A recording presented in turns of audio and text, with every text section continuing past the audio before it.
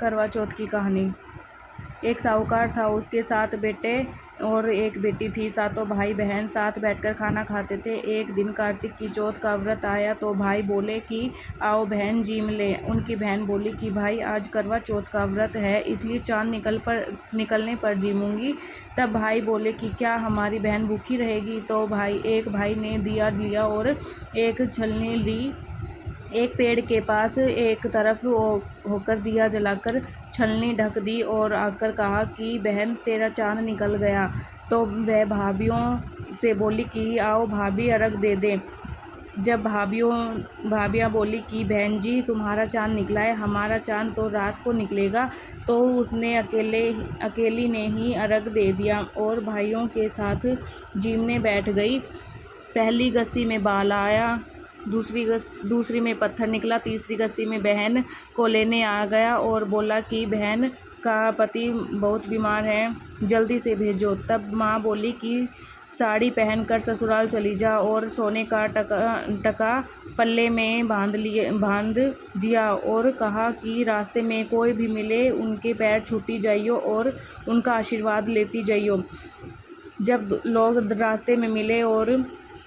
लोग रास्ते में मिले और यही आशीर्वाद देते गए कि ठंडी हो, सब्र करने वाली हो, सातों भाइयों की बहन हो, तेरे भाइयों को सुख दे। परंतु किसी ने भी सुहाग का आशीर्वाद नहीं दिया। ससुराल में पहुंचते ही दरवाजे पर छोटी नंद खड़ी थी, तो उसने उसके पैर छुए तो नंद ने कहा, सीली पुत्री हो, 7 पुत्रों की माँ हो, तेरे भाइयों को सुख मिले। तो यह बात सुनकर जो सोने का टका माँ ने दिया था वह खोलकर दे दिया।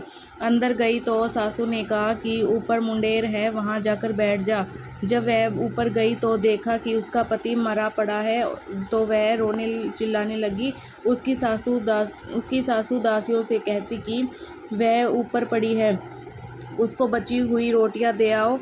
और इस प्रकार मंगसिर की चौथ आई और बोली कि करवे ले लो भाइयों की प्यारी करवे ले लो, दिन में चांद उगना करवे ले लो, ज़्यादा भूख वाली करवे ले लो।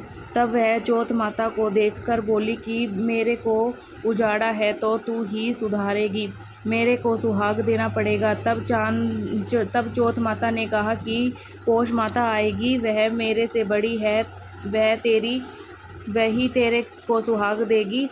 इस प्रकार पोष माता भी आकर चली गई। माघ की, फागुन की, चैत की, बैसाख की, जेठ की, आषाढ़ की, श्रावण की, भादवा की सारी चौथ माता यही जवाब देती चली गई कि अगली चौथ आएगी, उससे कहियो।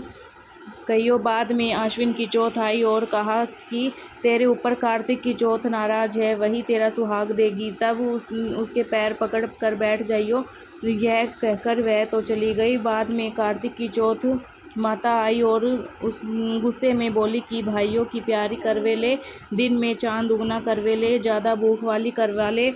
तब साहूकार की बेटी पैर पकड़कर बैठ गई और रोने लगी, हाथ जोड़कर बोली, हे चौथ माता, मेरा सुहाग तेरे हाथ में है, तेरे को देना पड़ेगा। चौथ माता बोली कि छोड़ पापनी हत्यारिणी, मेरे पैर क्यों पकड़ कर बैठी है? तब वह बोली कि मेरे से बिगड़ी थी, तुम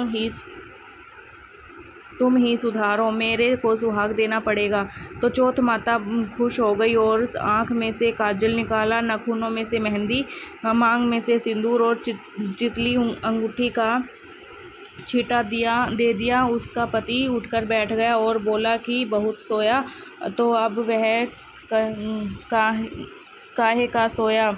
मेरे को तो 12 महीने हो गए, मेरे को तो कार्तिक की चौथ माता ने सुहाग दिया है। तो वह बोला कि चौथ माता का उज्जमन करो। तो उन्होंने चौथ माता की कहानी सुनी, खूब सारा चूरमा बनाया। दोनों आदमी औरत जीम कर चौपड़ खेलने लगे। नीचे से सासू जी ने रोटी भेजी तो दासी ने आकर कहा कि वह तो दोनों चौपड़ खेल रहे हैं।